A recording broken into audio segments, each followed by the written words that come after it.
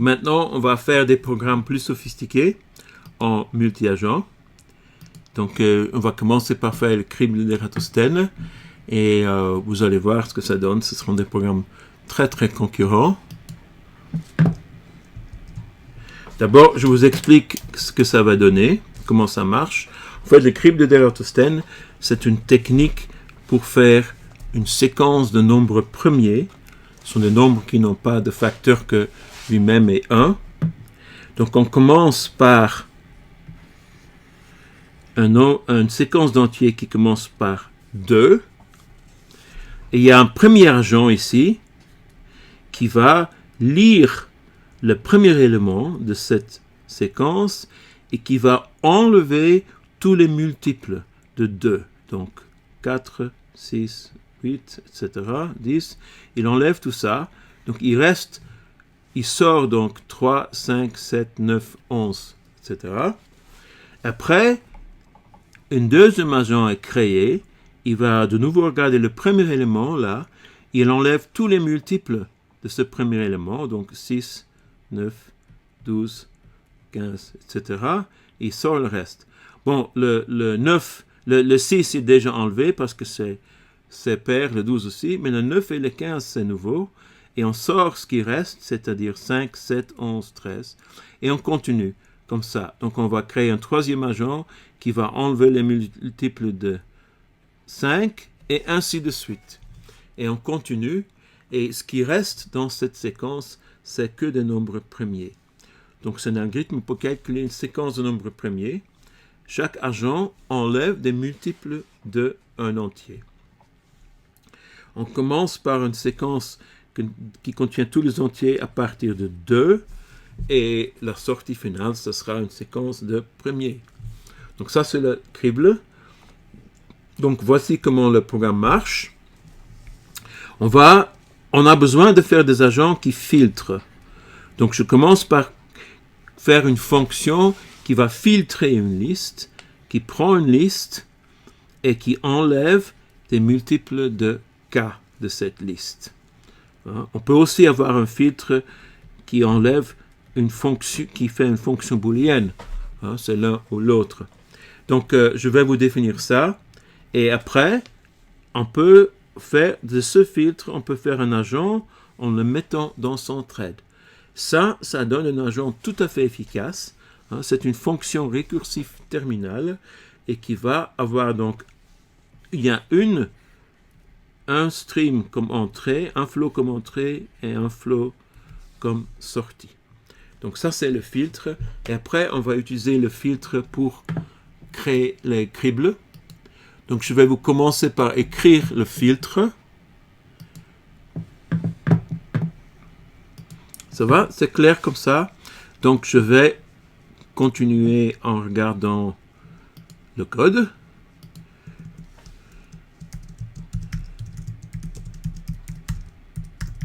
Voilà. Je vais d'abord faire un filtre. Je vais faire légèrement différent. Je vais faire un filtre plus général. Un filtre avec un list XS et une fonction booléenne. Cette fonction peut enlever les multiples de k, mais peut aussi faire autre chose. Donc, je fais case XS of x, xr. Et maintenant, je vais calculer f de x. Si c'est vrai, alors je ne garde que les éléments pour lesquels la fonction est vraie. Donc, si fx est vrai, on garde l'élément et on fait l'appel récursif. Sinon, on ne le garde pas. Comme ça. Après, on fait le cas nil. Voilà. Ça, c'est donc une simple fonction de liste. Pour l'instant, rien de concurrent. Et une fonction liste peut devenir un agent. Donc ça, c'est une fonction de liste. Je peux faire un petit test de ça. Je peux faire filtre. Par exemple, je fais 1, 2, 3, 4, 5, 6.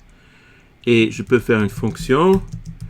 Et je vais, par exemple, enlever les multiples de quelque chose.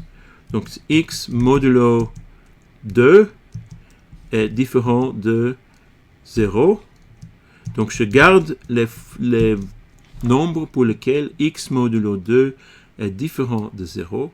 Donc le non égal en haut, c'est backslash égal, comme ça. Et on me donne 1, 3, 5. OK? Donc ça, c'est un crible. Et on peut faire un agent de ça. Hein? Tout simple. Hein? Je fais S2 égale filter. S1. Après, je fais une fonction. X mod 2 différent de 0. Oups. J'ai oublié ça. Comme ça. Voilà, donc c'est la même appel qu'avant, sauf que maintenant, l'entrée est une liste qui grandit, un flow, et la sortie est un flow aussi.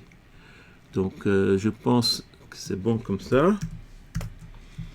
Donc, et maintenant, si je fais browse S1, il n'y a encore rien. Browse S2, il y a encore rien. Maintenant, si je fais S1 égale 1, 2, 3, 4, 9, 10, comme ça, on voit 1, 2, 3, 4, 5, 6, 7, 8, 9, 10, et dans l'autre, on voit 1, 3, 5, 7, 9. Donc, on voit bien comment le filtre, il marche. Ça, c'est la première partie de la crible. Ça va? Ça, c'est clair? Il y a une question? Pourquoi, lorsqu'on a une création de liste dans une fonction, la fonction est récursive terminale? On ne doit pas garder en mémoire la tête de liste, puis rajouter les résultats des appels récursifs. En fait, c'est récursif terminal parce que on crée la liste de la tête vers la queue. Donc, on peut garder en mémoire la tête, ce n'est pas le problème, mais on ajoute des éléments à partir de la tête. Donc, je vais vous montrer un petit exemple de ça, pour vous montrer ça. Donc, je retourne ici, dans le code. Quand je fais x bar filtre, hein, quand je fais x bar filtre xr f, en fait, ça correspond à local. Et après, là, je vais faire un YR in. Non, je dois le traduire, pardon. Je vais le traduire en langage noyau pour vous montrer. Donc, je prends le filtre F ici, en langage noyau. Donc, ça devient une procédure. Ici, il y a un résultat, R. Le case ici, je ne veux pas faire une traduction complète, je veux une traduction partielle. Donc ici, il y a x bar filtre xrf. Ça change. Je vais mettre celui-là en commentaire et je vais faire un autre ici. Je vais faire l'autre. En fait, on va faire, je vais appeler ça R égale x bar R1 filter x r f R1 end. En fait, vous voyez la fonction originale qui fait x bar. On va créer, ça c'est la partie x bar, et R1, le R1 est une variable non liée. Et il est lié après. Donc, l'appel ici est en dernier. L'astuce est qu'on peut créer une partie de liste sans connaître la valeur de R1. On le crée avec un trou. Hein? R1, on peut le dire que c'est un trou qui est rempli dans l'appel récursif. Et si on fait comme ça, on commence par la tête et on ajoute des x bar quelque chose, et à chaque fois, c'est une variable non liée, on peut mettre l'appel en récursif en dernier. C'est donc récursif terminal. Et ça marche à cause des variables à affectation unique. C'est un concept très important. OK, ça répond à peu près à la question. OK, je vais maintenant on va regarder pour la suite pour les cribles. Donc je retourne sur les transparents. Voici le crible. Vous voyez que le programme n'est pas très compliqué. Hein? Sieve, donc crible. Je prends ici X, XR, ça c'est la liste d'entrée. Les X ici, je le mets dans le filtre. Donc le modulo. Donc au lieu de donner XS, là je donne comme argument un autre flow qui est le flow filtré. Et je rends X comme résultat. Et du coup, on va créer un pipeline. Donc, je vais maintenant vous montrer le code. C'est un code très intéressant parce qu'on ne connaît pas la longueur de la pipeline en avance. Donc, je vais vous montrer l'écran. Attendez. Je retourne là sur l'écran. Ici, on va faire les cribles. Donc, on a fun sieve XS, case XS of X par XR. Et maintenant, on va sortir X comme résultat. On va faire l'appel récursif. Et on va, à la place de XR, on va maintenant faire un filtre dans un thread. Donc, ça devient un agent. Filtre XR. Et après, il y a la fonction. Mon filtre est légèrement différent du filtre dans les transparents. Là, je dois faire la fonction qui fait... je vais utiliser un E ici comme élément. Sinon, on a 2X. E mode X différent de 0.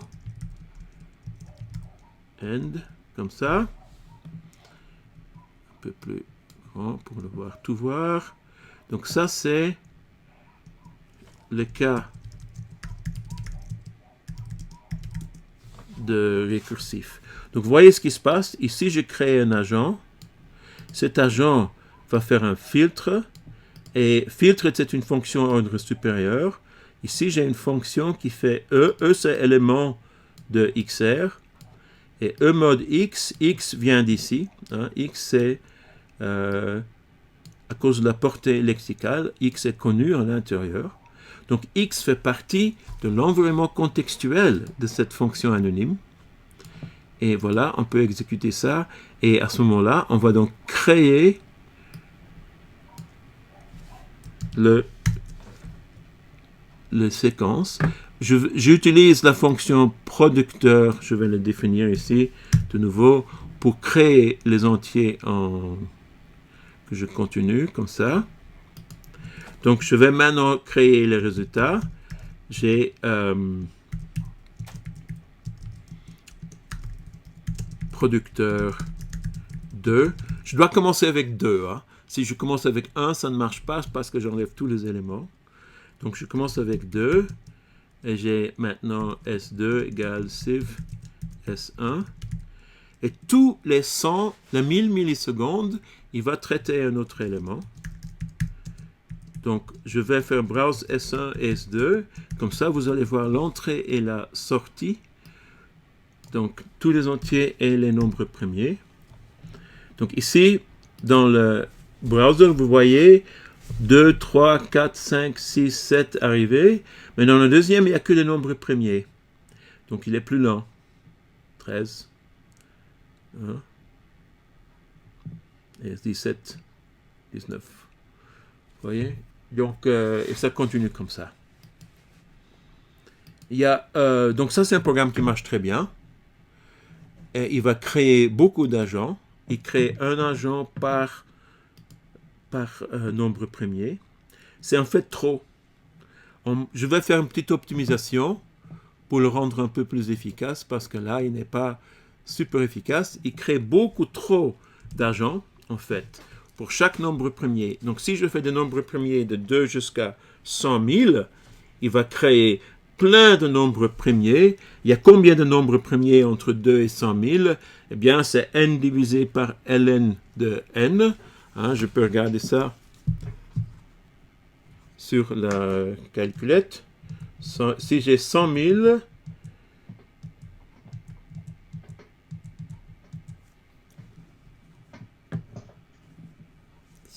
et je fais le logarithme naturel,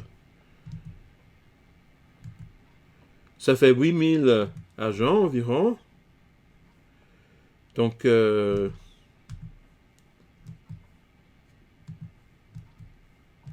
un peu trop. D'accord? Donc, on va faire une optimisation. Hein? Les autres agents, j'appelle ça des do-nothing agents. Il y a plein d'agents qui sont créés, mais qui ils ne font rien d'utile. Hein? Parce que si on a un nombre qui n'est pas premier, il y a au moins 2 facteurs. Et A fois B, si on a A fois B égale un nombre, n, et 2 facteurs. Donc, il y en a un de ces nombres qui est forcément plus petit que la racine carrée, et l'autre est plus grand que la racine carrée. C'est clair. Hein? La racine carrée, n racine carrée fois n racine carrée, c'est n. Donc, si on a 2 facteurs, il y en a un qui est plus petit que la racine carrée, et l'autre plus grande. Et du coup, si n a déjà été enlevé par l'agent qui élimine les multiples de A, il a déjà enlevé n, et donc l'agent qui élimine les multiples de B n'a rien à faire. Donc, c'est pas très bien. En fait, il suffit de créer des agents jusqu'à la racine carrée. Mais on peut faire une optimisation ici. Et ici, on a une limite.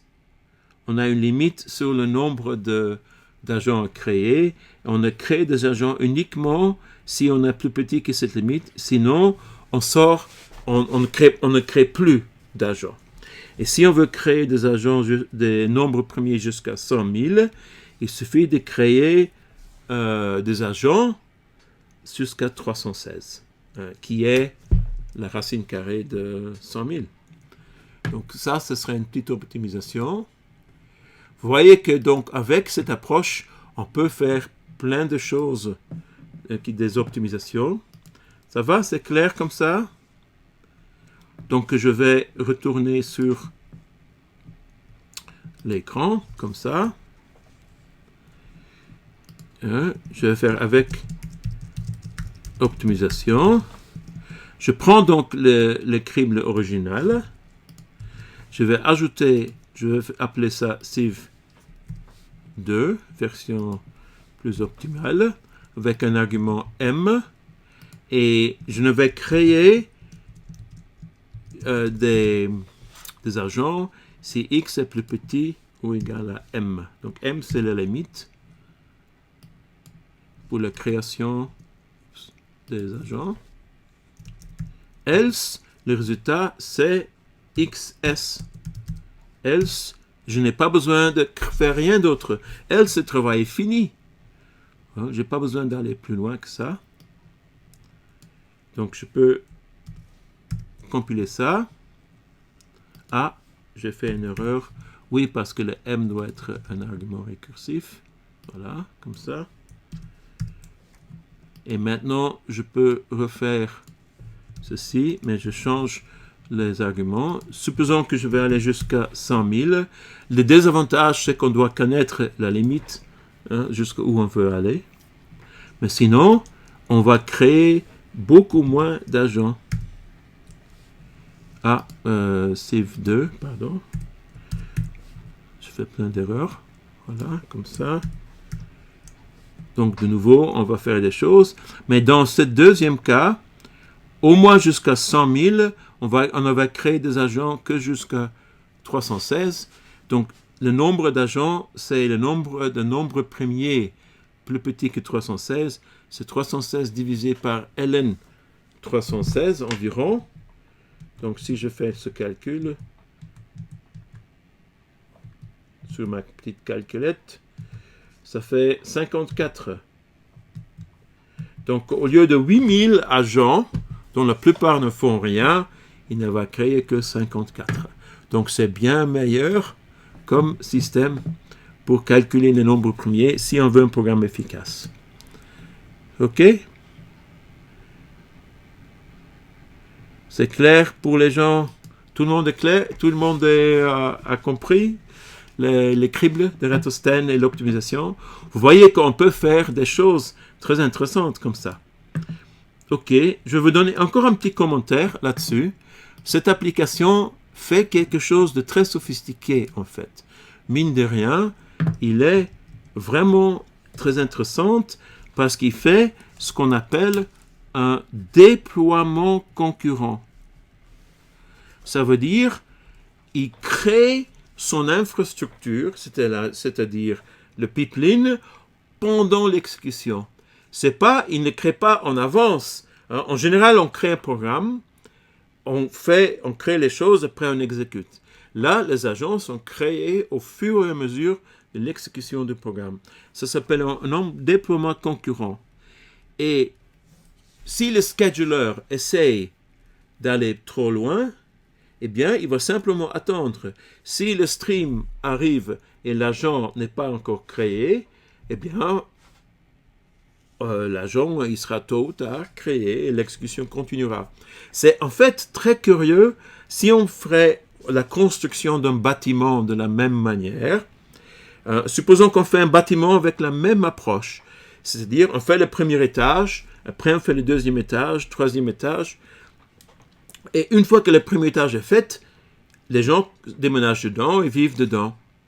Et les gens qui ont acheté le deuxième étage, ils se mettent dans la porte de l'escalier parce que le deuxième étage n'est pas encore construit.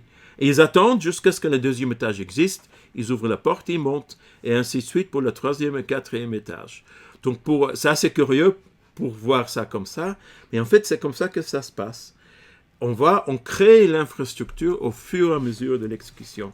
Et ça, c'est une des raisons pour lesquelles cette application de crible d'Eratosthène est en fait nettement plus sophistiquée qu'on pourrait penser à première vue.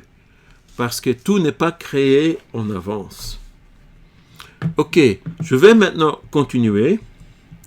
Je vais maintenant passer à une application encore plus sophistiquée, la simulation des circuits numériques, Digital Logic Simulation. Et vous allez voir que ça marche très très bien avec le data flow déterministe. On va simuler les circuits qui sont à l'intérieur d'un processeur et jusqu'à un point que si ça vous intéresse, vous pouvez même construire votre propre processeur chez vous et l'exécuter en simulation. On va faire deux types de circuits, ce qu'on appelle des circuits combinatoires. Ce sont des circuits logiques qui n'ont pas de mémoire. Ils ont des entrées logiques 0, 1 et une sortie qui fait un calcul binaire des entrées selon une fonction booléenne. Mais ils n'ont pas de mémoire. Donc si on met les mêmes entrées, ça donne les mêmes sorties. Mais ça ne suffit pas pour faire un processeur. Un processeur a une exécution dans le temps avec une horloge et il se souvient des états antérieurs.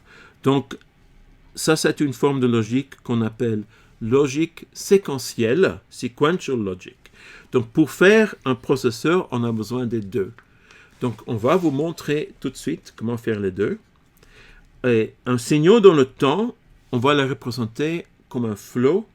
Une porte logique, on va la représenter comme un agent. Et vous allez voir comment faire ça. On va donc modéliser un circuit dans le monde réel. Donc un vrai circuit numérique contient des éléments actifs avec des fils et avec une alimentation et il y a des signaux qui passent. Un signal, c'est une tension en fonction du temps. Donc ici on a le temps, ici on a une tension et on peut avoir un signal en fonction du temps. Et ça peut être 0 si le signal est près de la masse et 1 si le signal est près de la tension de l'alimentation. Donc typiquement dans un système binaire, un signal porte deux valeurs possibles qu'on va appeler 0 et 1. valeur booléenne, mais il peut y avoir des tas de trucs bizarroïdes dans un vrai circuit, du bruit, ce qu'on appelle des glitches, des ringing, donc des oscillations et tout ça. Donc un vrai circuit peut ressembler un peu comme ça, avec des trucs un peu bizarroïdes. Donc on va donc idéaliser ça. D'ailleurs, les vrais circuits numériques aussi sont construits pour que tout ce truc bizarre n'influence pas. Le ringing, ces petites oscillations, ça s'appelle le ringing, c'est comme une cloche qui sonne un petit peu, des petites oscillations, on va les minimiser. Dans un vrai circuit, on les minimise pour qu'ils n'influencent pas. Nous, on va les éliminer dans notre simulation. Donc pour nous, on va avoir des valeurs qui sont 0 et 1 net comme signaux. Il y a aussi une notion de délai, un retard. Quand on a une porte logique avec une entrée et une sortie, eh bien, c'est un élément électronique avec des transistors dedans qui a besoin d'un certain temps pour faire son calcul. Donc, il y a un retard. Si on a un signal à l'entrée, le signal à la sortie sera un peu retardé. Pas beaucoup, ça dépend de la technologie des transistors, mais ça peut être, c'est typiquement une fraction de nanoseconde ou quelques nanosecondes comme délai. Mais nous, on ne va pas voir modéliser ça dans un premier temps, pas pour les circuits combinatoires. Donc on va supposer des signaux complètement propres et un délai de 0. Parce que dans le cas idéal, c'est comme ça, et les circuits numériques sont faits pour réagir comme si c'était le cas. Donc typiquement, il y a une horloge dans un système, une horloge, et on va faire en sorte que le délai est toujours plus petit que le délai, la période de l'horloge, et du coup le délai reste invisible dans un vrai système logique. Donc on va donc supposer dans un premier temps un signal propre et un délai des portes qui est 0. Et du coup, on va modéliser un signal comme la suite, comme une séquence, un flow avec des valeurs 0 ou 1.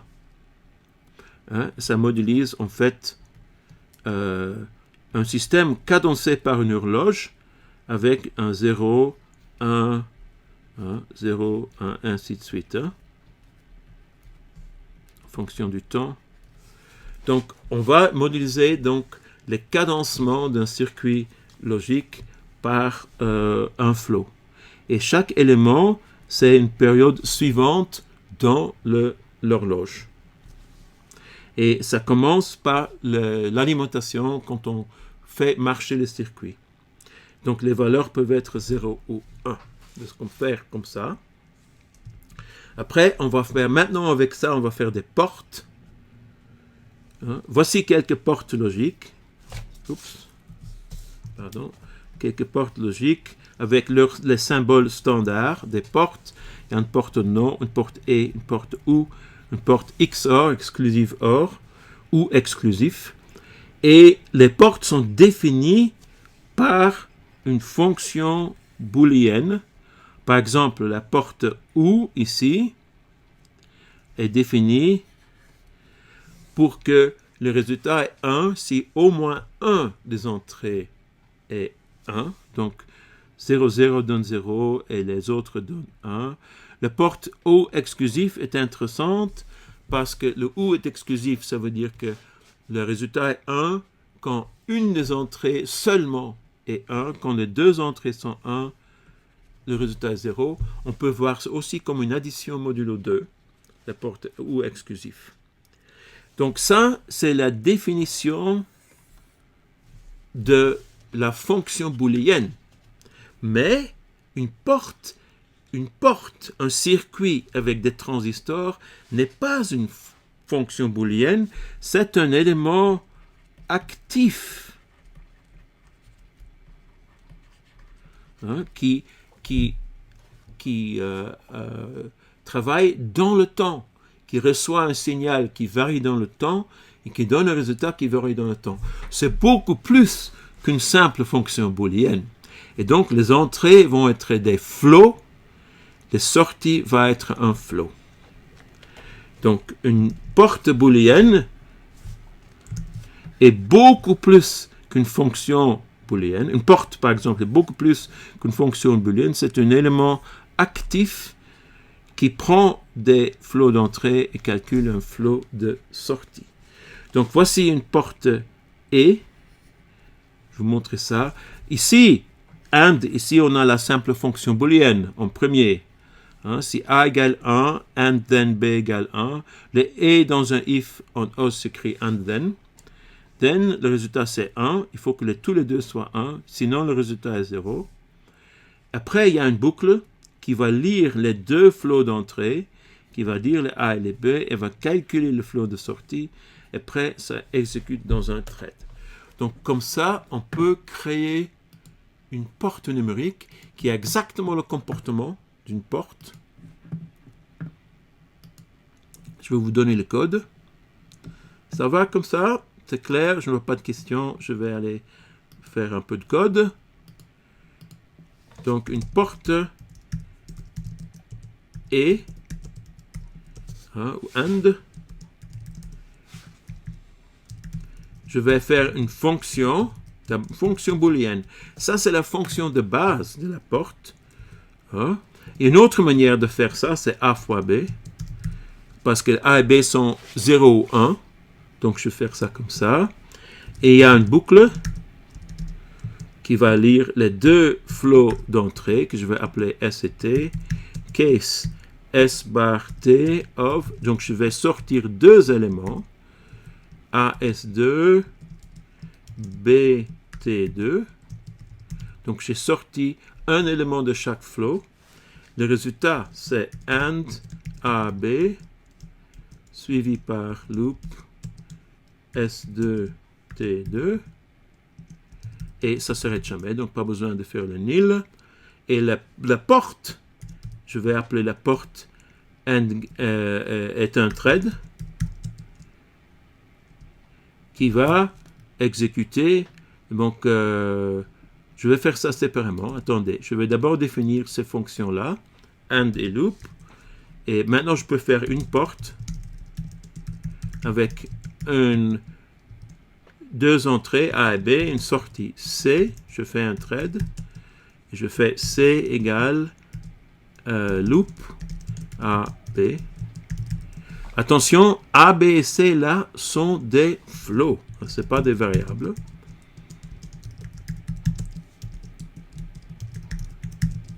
A, B, C. Et là, on peut voir les deux entrées et la sortie. Donc, pour l'instant, il ne se passe rien. Par contre, je peux maintenant donner quelques entrées. A égale 1, 1, 0. Donc, dans 3 périodes de temps. B, c'est 0, par exemple, 1, 1. Et si je fais ça, je vais donc dans un premier temps donner 1 et 0. Après, je donne 1 et 1. Après, je donne 0 et 1. Et on va voir comment ça marche. Et on voit ici, à droite, le résultat, c'est 0 de la porte, c'est 1, 0. Vous voyez, ça, c'est une porte E. Une seule porte E. Mais en fait, je veux beaucoup plus de portes. Je veux créer beaucoup de portes. Mais ça, c'est un exemple d'une porte. Donc, vous voyez comment ça marche, la porte. Oh, oui. Ah, il y a une question. Sur le slide, vous utilisez dièse, mais sur le code, c'est la barre verticale. C'est la même chose? À peu près, oui. Dièse est une astuce. En fait, c'est un tuple avec un nombre quelconque d'arguments. Donc, j'utilise dièse parce que je veux mettre les deux choses ensemble. Et il y a, en utilisant infix, mais la barre verticale peut aussi combiner deux. J'utilise la barre verticale parce qu'on a déjà vu pour la liste, mais on peut en fait combiner n'importe quelle deux choses. C'est pour avoir un seul case. Sinon, je devrais faire deux cases imbriqués un peu plus compliqué, mais j'ai donc un pattern plus compliqué où je prends un élément de chaque flow et donc je dois mettre les deux flows ensemble. C'est pour ça. Donc le dièse, c'est quelque chose qui existe en Holst pour faire des tuples avec un opérateur infix, mais la barre verticale, c'est plus simple. Hein? Donc, j'utilise la barre verticale pour ne pas introduire un nouveau concept, parce qu'on n'a pas besoin de dièse, en fait, pour ça. C'est juste une astuce. OK. Quelque chose utilisé par les programmeurs OSROD, mais une barre verticale marche très bien. OK. Donc, ça, c'est une porte. Et vous voyez comment ça marche. Hein, vous voyez ça, le code. C'est à peu près le même code qu'ici. Avec 2 entrées, une sortie. Voici le symbole. Mais en fait, je veux plusieurs portes, pas une seule. Donc, en fait, je veux un générateur de portes. Ça, c'est une chose. Mais je ne veux pas que des portes et. Je veux aussi des portes ou, des portes exclusives or, des portes NAND, donc négation de et, négation de or. Je veux d'autres portes. Donc, on va créer une abstraction. Donc, je vais utiliser du higher order pour faire l'outil qui nous permettrait de faire toutes les portes dont on a besoin. Donc, on fait une abstraction. Je vais faire une fonction que j'appelle GateMaker. Et GateMaker, il va prendre comme argument une fonction booléenne et il va renvoyer une fonction qui crée des portes. Pas une porte, mais une fonction qui peut créer des portes. Donc, ça vous donne 3 abstractions, 3 niveaux en fait. GateMaker renvoie une fonction qui peut créer une porte. Et quand on appelle cette fonction-là, on va créer une porte. Et donc, on peut créer beaucoup de types de portes. Et ça fait un niveau d'abstraction plus élevé par rapport à ce que vous avez vu dans un langage orienté objet. C'est un peu plus comme ce qu'on appelle une métaclasse ou une classe générique. On peut aussi utiliser des templates pour ça. Donc, GateMaker, c'est plus haut qu'une classe. Si on appelle GateMaker, on crée une fonction qui peut créer des portes. Donc, si on appelle GateMaker, le résultat de GateMaker, c'est comme une classe. Donc, GateMaker, on peut appeler ça une métaclasse. On peut appeler ça aussi une classe générique. Et il y a des langages comme C++ qui ont des templates qui permettent de faire différents types de classes. C'est aussi un truc comme ça. Et quand on appelle cette fonction, fungy, j'appelle ici, je crée une porte qui tourne. Et une porte qui tourne, c'est comme un objet. C'est quelque chose en mémoire qui est actif. C'est un bout de programme qui fait quelque chose. Donc, le résultat final, c'est ça. Donc, une porte, c'est analogue à un objet. Et la fonction fungy est analogue à une classe. Et la fonction GateMaker est analogue à une classe générique, une métaclasse ou un template. Ça dépend des langages. Donc, c'est un très bel exemple de différents niveaux d'abstraction. Donc, voici GateMaker, la fonction, comme on le définit ici. Je vous l'explique, après je vais écrire le code. Ça, c'est f, c'est une fonction booléenne. Et cette fonction anonyme ici, c'est une fonction qui va créer des portes quand on l'appelle. Quand on appelle cette fonction anonyme, elle va créer un thread. Dans ce thread, il y aura une boucle. Et cette boucle, c'est la fonction getLoop qui va lire 2 flows d'entrée et qui va, avec la fonction f, créer un flow de sortie. Donc, la fonction GateMaker renvoie une fonction et quand on appelle cette fonction-là, on va créer une porte. Vous voyez que c'est très abstrait. On commence à vraiment utiliser le higher order ici. Hein? Donc, je vais maintenant coder ça. Mais je vais d'abord voir si vous avez des questions là-dedans. Ça va comme ça? C'est clair? Bon, je vais vous coder ça, et après, on va construire des circuits, parce que ça, c'est le but, hein? Ici, aussi dans l'exemple. Donc, la fonction GateMaker. Donc, je vais vous l'expliquer pendant que je le crée. Comme ça, vous allez voir ma façon de penser. Donc, cette fonction, je vais avec une corps qui est vide, cette fonction renvoie une autre fonction. Donc, je vais voir la fonction qui est renvoie. C'est une fonction qui crée une porte, qui a donc besoin de 2 entrées et 2 sorties. Donc, ça, c'est déjà le premier niveau. La fonction anonyme ici est une fonction qui crée des portes. Une porte, ça ressemble à quoi? Eh bien, une porte, il y a une boucle.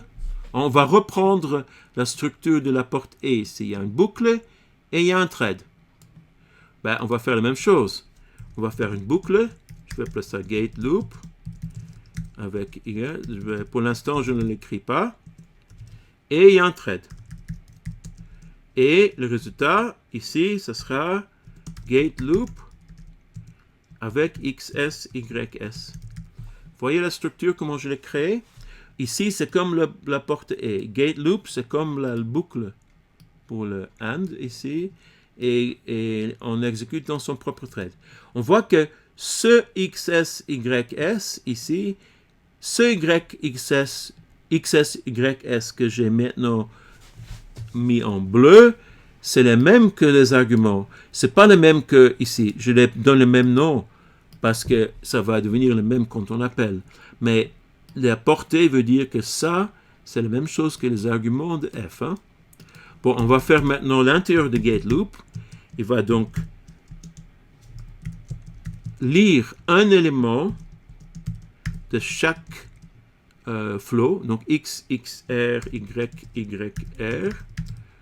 Voilà. Il va maintenant calculer le résultat, f de x, y, et il va faire l'appel récursif, qui est xr, yr, end. Pas besoin de regarder le nil, parce qu'une porte logique, l'entrée se termine jamais. Hein? Ça se termine uniquement quand on coupe l'alimentation. Bien, tout le circuit s'arrête à ce moment-là, il n'y a peu besoin. Mais pendant que le circuit qui marche, la fonction, le signal à l'entrée ne s'arrête jamais. Vous voyez que ici, fxy gate loop, donc ça c'est donc il n'y a pas de nil. Cette fonction est appelée ici. Vous voyez, il y a donc 3 niveaux de fun ici. Hein? Donnez cette fonction à quelqu'un qui n'a pas suivi le cours et demandez à la personne d'expliquer ça. C'est intéressant, ça. Maintenant, je vais faire des portes. Hein? Un AND gate, c'est GateMaker. Maintenant, je fais ma fonction A fois B.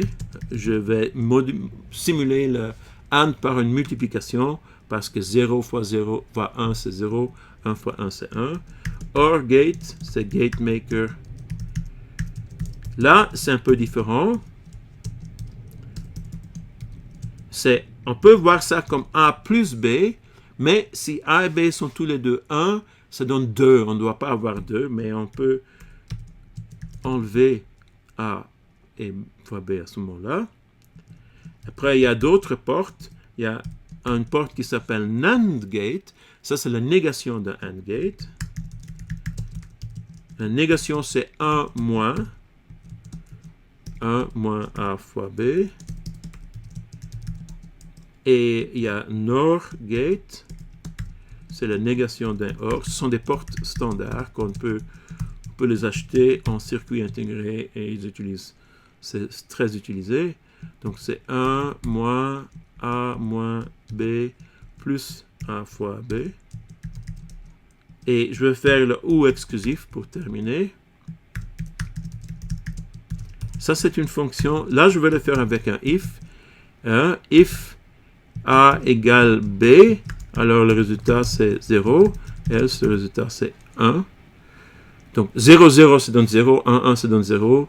Et si les deux entrées sont différentes, ça donne 1. Donc avec ça, on peut créer des portes.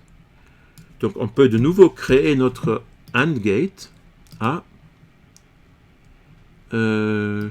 J'ai fait un bug. Il y a un AND qui manque ici. Parce que le if, il a un AND, mais le fun doit aussi avoir un AND. Voilà.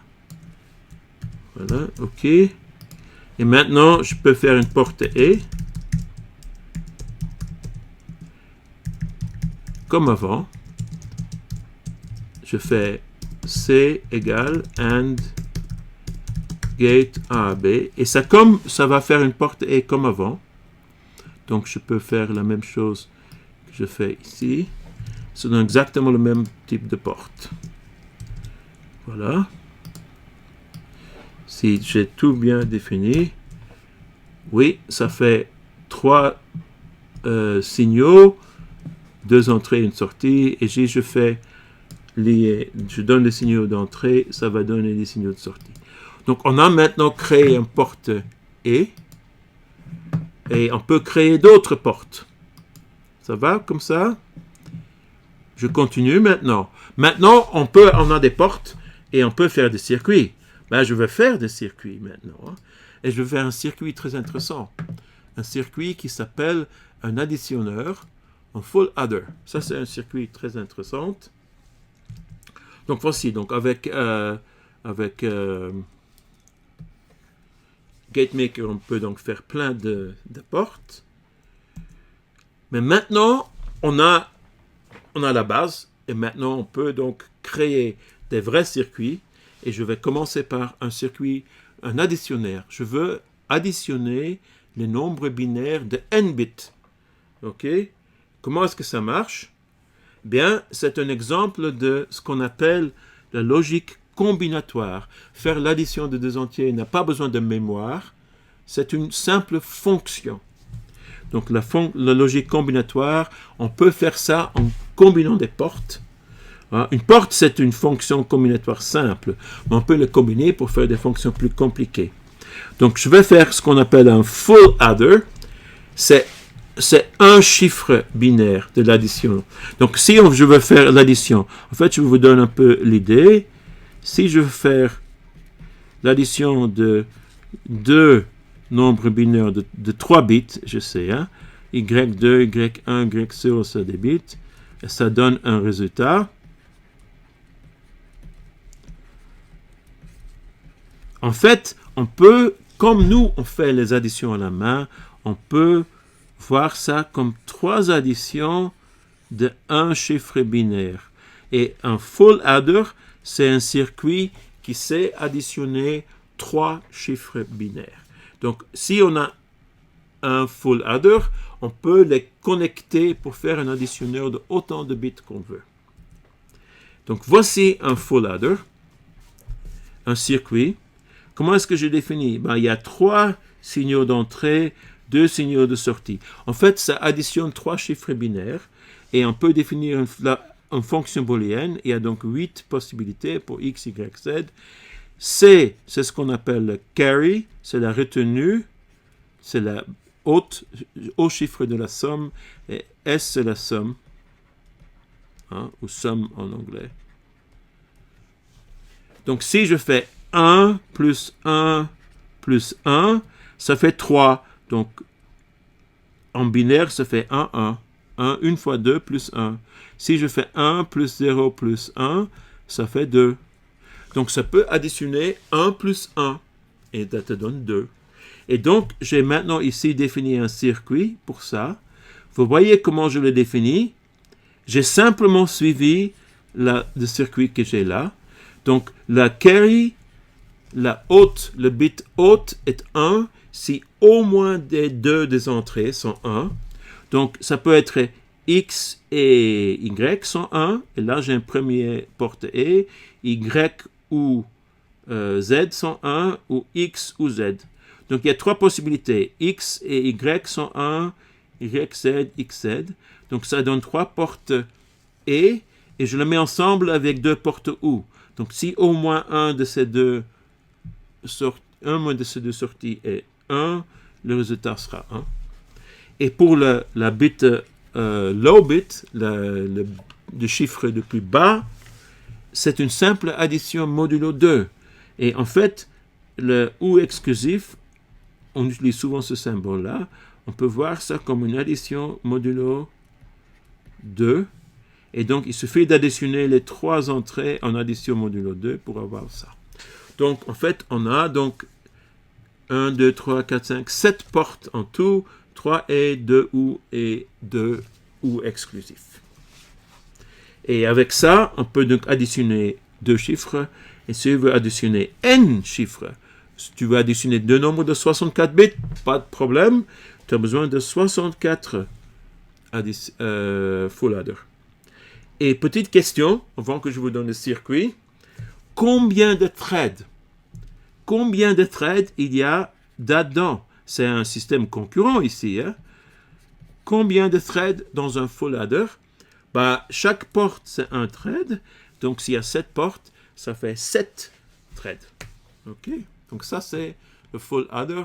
Maintenant, on peut créer le full adder. Donc, je retourne dans le code. C'est clair comme ça, le full adder? Eh bien, je vais vous écrire le full adder maintenant.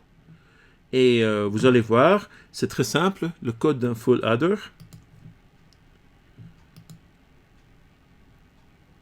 Donc, je suis là. Je vais maintenant faire un full adder. C'est le nom standard. Hein? Je le définis comme une procédure parce qu'il y a 3 entrées et 2 sorties. C'est clair, c'est un composant avec plusieurs fils d'entrée et plusieurs fils de sortie. Donc, il est logique de les créer comme ça, C et S, X, Y, Z, C, S. Il y a, on peut maintenant faire les portes. Donc, on a une porte E, AND gate. Si X ou Y sont, si les deux sont 1, A c'est 1. On a l'autre combinaison, X, Z. Je le fais un peu au pif comme ça. Donc, d'abord, le carry, c'est si au moins 2 des entrées sont 1. Donc, je vois les 3 possibilités. Donc, Y, Z. Et maintenant, j'ai un OR. OR gate de A et B. Et maintenant, on a la sortie. C, c'est OR gate de D et C. Voilà. Et maintenant, j'ai les ou exclusifs. Donc, je peux dire E égale XOR gate de X et Y. Et la somme, c'est XOR gate de E et Z. C'est ça. Et maintenant, je dois définir des variables locales A, B, C, D, E. Voilà. Ça, c'est mon full adder. Vous voyez, c'est juste connecter des fils, en fait. Hein. Donc, je peux définir ça. Je peux donc créer un full adder et je vais faire 1 plus 1. Donc, X, Y, Z, C, S. Je vais créer un full adder comme ça. X, Y, Z, C, S. Browse X. Browse Y. Browse Z. Ça, c'est les entrées. Browse carry, c'est la high bit de la sortie. Browse S, c'est le low bit de sortie. Donc, ça, c'est un full adder. J'ai créé ça. Je vois ici, dans le browser, il y a 5 lignes qui apparaissent. Il n'y a encore pas de résultat. Vous voyez que le composant existe. Je viens de créer combien de threads? 7 threads. Donc, il y a un système à 7 threads. Et si je veux faire une addition, je peux faire, par exemple, X. Je vais faire 1 plus 1. Bah, là, je vais faire 1 plus 1. Donc, X et Y, c'est 1. 1 plus 1 plus 0. On va voir ce que ça donne. Oh, j'ai une erreur quelque part. Ah, ça, c'est nul. C'est le D qui a un problème. Là.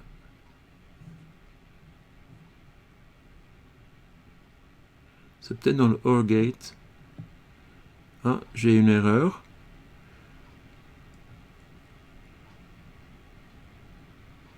Donc X 1 1 0, ça c'est C'est dans le calcul du carré que c'est le résultat, c'est mauvais. E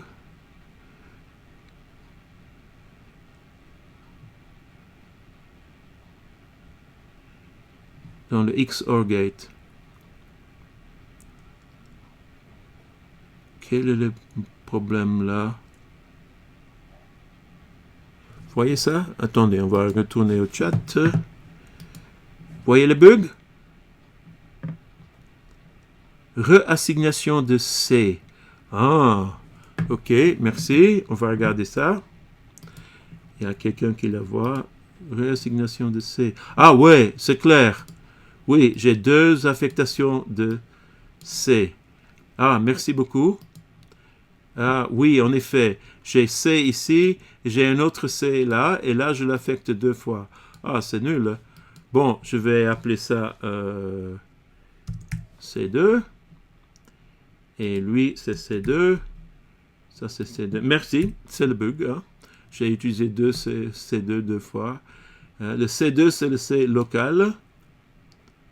Et là, normalement, ça doit marcher. Alors, c'est bien que des gens attentifs qui m'aident à débugger mon code. Voilà, on va essayer maintenant. Oui, donc 1, 1, 0, ça donne 1, 0. Je viens donc de faire 1 plus 1 égale 2. C'est pas mal, hein? Après tout ça. OK, pour le full adder, merci beaucoup. Et je veux maintenant, on va maintenant faire un circuit encore plus sophistiqué, c'est-à-dire un circuit séquentiel, un circuit avec mémoire, un registre pour faire un vrai processeur.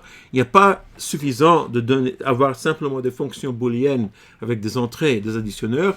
Il faut faire une séquence d'exécution avec des pas. Et donc, il faut se souvenir des résultats. Il faut donc des registres. Et ça, c'est la chose suivante. Donc, je vais vous commencer ça. Donc, on va regarder ça. Et après, on va arrêter pour aujourd'hui. Donc, voici le full adder. Et on peut le créer, bien sûr. Hein. On l'a défini là, à peu près. Là, on a défini sans bug. Hein. Et voilà. Maintenant, et avec ça, on peut faire plein de choses. Hein. Avec le full adder, vous pouvez jouer avec ça et faire des circuits vachement compliqués. Donc, un additionneur de 64 bits, il faut 64 full adder, et le nombre de threads là-dedans, c'est 64 fois 7. C'est 28 plus 420, c'est 4. Donc, on crée des programmes hautement concurrents avec cette approche et qui marchent. Il n'y a aucun problème à cause de Dataflow déterministe. Maintenant, pour terminer, je vais juste vous introduire la logique séquentielle et après, on va terminer pour aujourd'hui. Donc, logique séquentielle, il y a une mémoire, c'est-à-dire les valeurs du passé doivent influencer la valeur présente. En fait, il est très facile d'ajouter ça à notre modèle. On doit modéliser un délai. Vous savez, on a une horloge qui cadence l'opération et chaque élément d'un flow, c'est une nouvelle période de l'horloge. Il suffit que la valeur qui se trouve dans la première période se met sur la deuxième période. Donc, B1, ici, doit être égal à A0. Et B2 doit être égal à A1, et ainsi de suite. Mais c'est très facile à faire comme ça. C'est un simple calcul avec des flows. Si le flow T est égal à 0 bar S, on fait exactement ça. Donc, une porte delay gate, ici, peut le faire simplement en mettant 0. On fait une sorte de shift. On va shifter ou déplacer les éléments de S vers l'avenir en mettant 0 bar S. Et ça donne un délai. Et avec ça, on peut faire des logiques séquentielles. Après, on peut faire complètement les processeurs. OK, mais je vais m'arrêter là pour aujourd'hui. On va continuer ça la après les vacances de Pâques. Donc, je termine maintenant. Je ne sais pas si vous avez de dernières questions pour ça. Donc, vous avez donc vu la sémantique des threads. Vous avez vu la notion d'ordre partiel qui est mappée sur le processeur par le scheduler pour faire un ordre total. C'est donc le non-déterminisme. Et vous avez vu le dataflow déterministe, comment il résout le problème de non-déterminisme, parce que c'est un paradigme fonctionnel. Et je vous ai montré quelques bons exemples. Les crimes de Eratosthène, la construction d'un grand pipeline et les portes logiques. Je vous ai montré que le dataflow déterministe, c'est exactement le bon paradigme pour simuler les circuits numériques. Donc, ça fait aussi un cours sur la logique digitale. Si vous avez continué ça, vous voulez continuer ça, il y a d'autres cours dans la faculté sur l'électronique, sur les portes logiques, sur les circuits logiques. Si ça vous intéresse, vous pouvez les prendre. Vous avez maintenant vu une partie de ça. Et voilà, donc je vais donc terminer pour aujourd'hui. Il y a une question, comment le projet va-t-il se passer? Pas de problème, vous allez recevoir l'énoncé du projet dans un jour ou deux, bien avant les vacances de Pâques. Donc vous allez les recevoir. Et bien sûr, on sera présent sur l'Internet, moi et les assistants, pour vous répondre sur les questions du cours et sur le projet. Et pour le projet, vous aurez donc 2 semaines sans compter les vacances de Pâques. Donc on ne vous oblige pas à travailler pendant les vacances de Pâques, mais les gens aiment ça, de voir l'énoncé avant. Comme ça, vous pouvez tranquillement regarder, déjà commencer si vous voulez. Mais après les vacances de Pâques, on va vous donner 2 semaines pour faire le projet. Et après, on va vous coter. En principe, le projet comptera pour 5 points sur la note finale et c'est obligatoire. Et il faut le faire à 2. Vous pouvez faire à 2 sur Internet. Donc, il faut trouver un partenaire. Je ne vous oblige pas à rencontrer ce partenaire, mais au moins, virtuellement, il faut le rencontrer. Donc, voilà pour le dernier cours avant les vacances de Pâques. Et je vous remercie et à la prochaine fois. Et bonnes vacances alors. Je resterai encore quelques minutes s'il y a des gens qui ont des questions. Mais sinon, le cours est terminé maintenant. Merci.